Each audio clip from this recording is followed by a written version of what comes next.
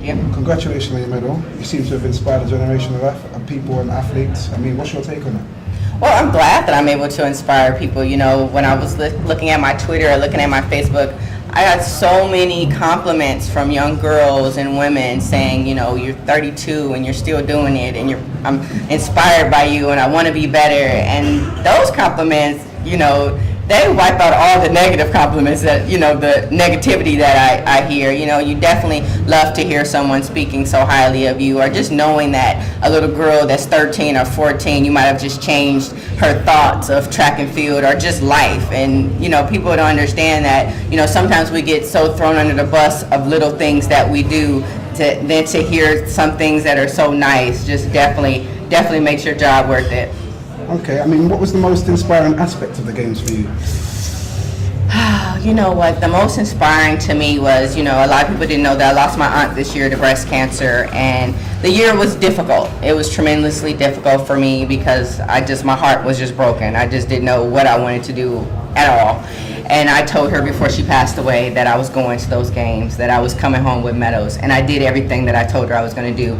So the best part of the Olympic Games to me was walking in the opening ceremony, because that was the beginning of what I had told her that I was going to do. And tell me about the crowd. Why was their contribution so immense? You know, when you're in a stadium and the crowd is just crazy live, you know, and your heart's beating out your chest and you can still hear people talking, and I don't think sometimes people don't know how important the crowd is. You know, some of the meets that we've been going to, the crowd hasn't been as, you know, full or packed, or just, you know, the energy. And sometimes when the energy's not great, you don't get great runs, you know. But when you're at a meet and the energy is great and the crowd is great and everybody's just sitting on top of each other and you're walking in with your backpack and you're just like, it's about to go down, you know.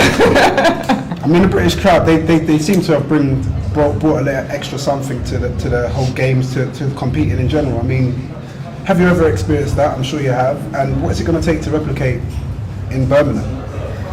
Well, you know, we're definitely going to need the crowd in Birmingham. We definitely need all the seats full, and we need the crowd anxious and ready, you know, for the competition. And that definitely helps us run, you know, when we can just feel the energy. You know, Birmingham's not as big as the Olympic Games, of course, but definitely, you know, the same atmosphere would be great, just to have people ready and excited to see us run. Brilliant. And you know that Birmingham Diamond League is always a crowd-pleasing affair anyway. I mean, are you looking forward to the welcome that you would expect to get, and what can we expect from you tomorrow? You know what, I'm always welcomed here, and that's probably one of the reasons why I always return here. If you notice, whenever you guys have a meet, I'm here, because you guys treat me so well. The crowd, the fans, you name it. I'm treated very well when I come here, so it's not a problem for me to come back. You know, I'm even coming back for the street race, you know, later on in the month. So I don't have a problem coming back here to race. And, you know, I expect a great run. You know, you have myself, you have Shelly and Frazier, you have so many other people that was in the final at the Olympic trials running here. So you're going to get a great run from us. Brilliant. And it's not every day that somebody breaks a world record. I mean, how did it feel being part of that team? Everyone asked me, what was I thinking? How was I feeling?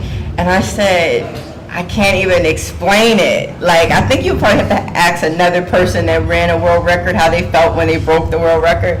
And it was just like, I was screaming, I was wanted to cry and scream at the same time, if it made any sense. You know, I couldn't control my emotions. I was just all over the place. I was like,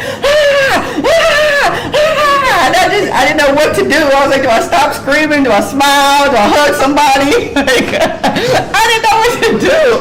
It was just so emotional. I was just, when I saw that clock, I knew it before I crossed the finish line, and I'm pointing. And the crazy part was, I said, don't point till you cross the line. You know, because what if I started pointing to somebody dipped me, and I'm like, oh damn.